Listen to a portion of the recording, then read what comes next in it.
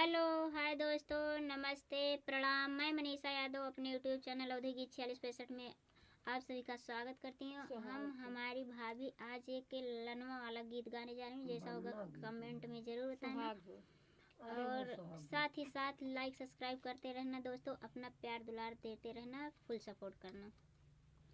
हथवा गुलेला मुख पान रे ललनवा रे, हथवा गुलेला मुख पान रे ललनवा। अरे पापा जे होते सुंदर बर खोजते, सुंदर बर खोजते। अरे चाचा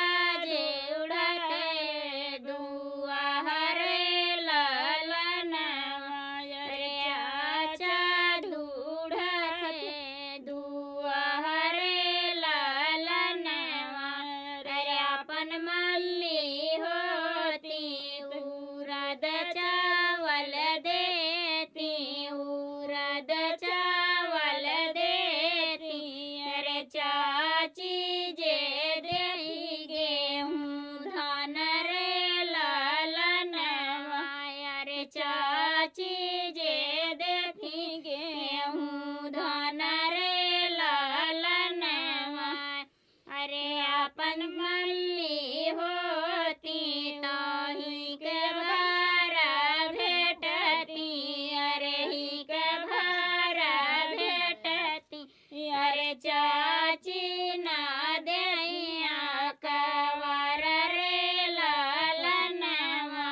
अरे चाची ना देहिया कवर रे ललनवा।